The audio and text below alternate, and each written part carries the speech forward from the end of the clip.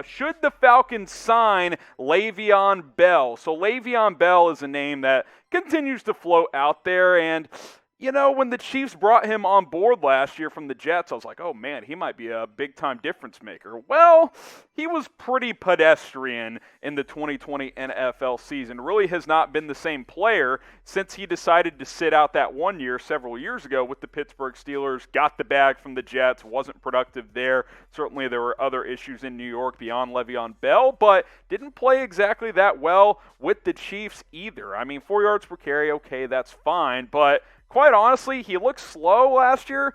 I think he's cooked. I think Le'Veon Bell is cooked in the NFL. Now, that doesn't mean bringing him in for a tryout or having him be, a mid-tier third down back who can still catch the ball pretty well isn't valuable. But if you think he's going to come in here and be some 900-yard back who can get 15, 20 carries a game, I just think you're mistaken. I think we saw Le'Veon Bell's peak come and go pretty quickly. He was good for 3, 4, 5 years. It's in the past, though. Like I said, ever since he decided to sit out that one season for Pittsburgh because he wanted a long-term contract, yeah, he got the bag from the Jets, but in terms of on-field production, we just haven't really seen it much since that time. From Burnin' Spades, shout out y'all and shout out Thomas Mott for the Falcons channel video earlier. You're welcome, Burnin' Spades. Thoughts on, I assume you mean the Eric Fisher signing with the Colts. I mean, it fills a huge need. They needed a left tackle significantly. I am surprised that the Colts gave him so much money coming off of the torn Achilles, but hopefully he plays well and they have a good left tackle for at least the short term. From Elias Vasquez, will Atlanta go get a free agent corner? It's a good question.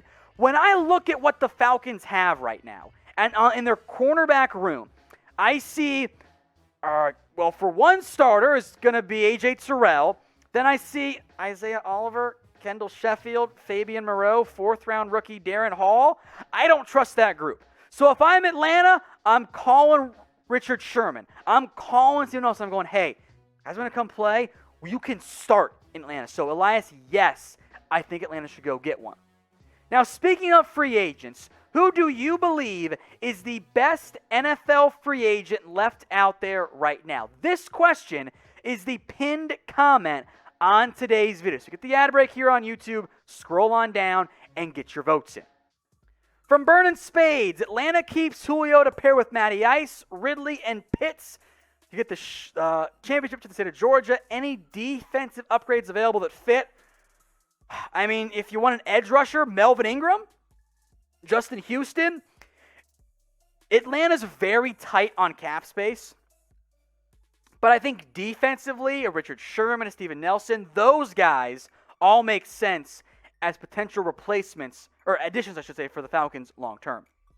Chat Sports is now available on the Newsbreak app. Download it today at chatsports.com/newsbreak. Link right there, bottom of your screen. It's not just Chat Sports videos, mind you. There's tons of local news and weather and political updates as well, because if you're like me, you don't have the papers delivered to you anymore because it's 2021. Who reads the paper? Nobody. It's all done on your phone instead. So if you haven't already, use our link to download the app. That way you'll be in the know with what's going on in your community. Fantastic local updates, the news you need to know, all available on your mobile device. Whether you're in Dallas, whether you're in Vegas, or wherever, they got you covered. So download the app today at chatsports.com/newsbreak. It's right there at the bottom of your screen, and we'll put it in both the comment section and in the description.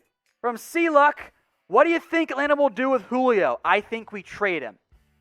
I mean, there's a lot of smoke around a Julio Jones trade. It's not what I would do, but if they are concerned that we have seen the best out of Julio, I think they could deal him. Peter King said 60-40. Feels about right to me. Chiefs KC, how much longer will we have to see Tom Brady? Forever. He's going to clone himself and also become a robot and never retire.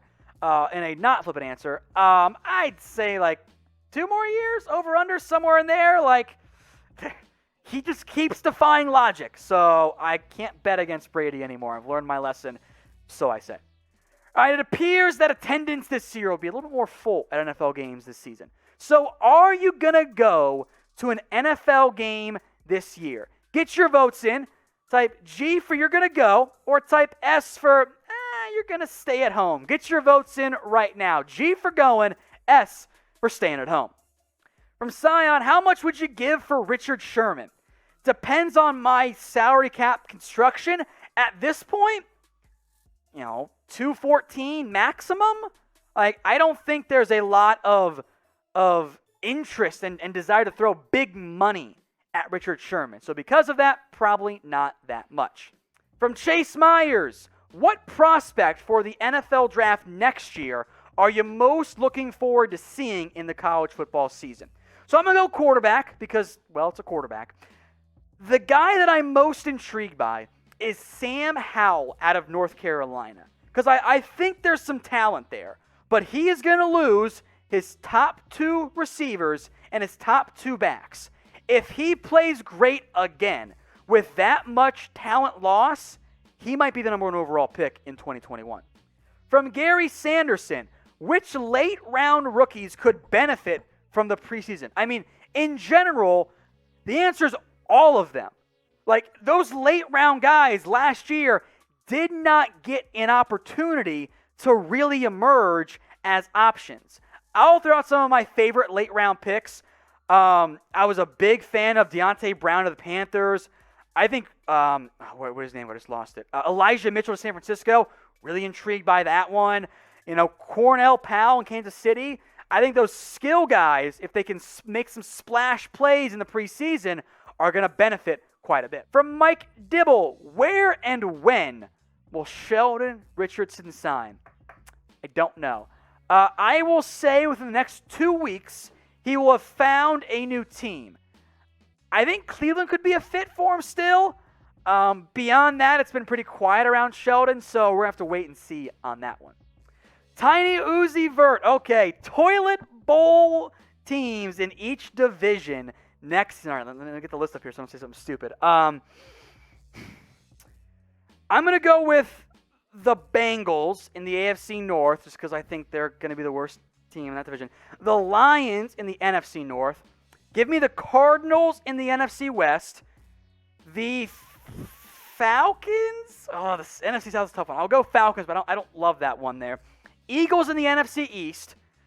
Texans in the AFC South. The Jets in the AFC East. And then I guess the Denver Broncos, unless they get Aaron Rodgers in the AFC West. For Mark Soder, just curious, the Chris Jones, the punter, who are your top 5 GOATs out of the NFL? Great question. I would have said Tebow, but he's back. I think you have to include some good bad players. Who's the Bills got to quit in the middle of the game? That wasn't Cromartie. Vontae Davis, definitely up there.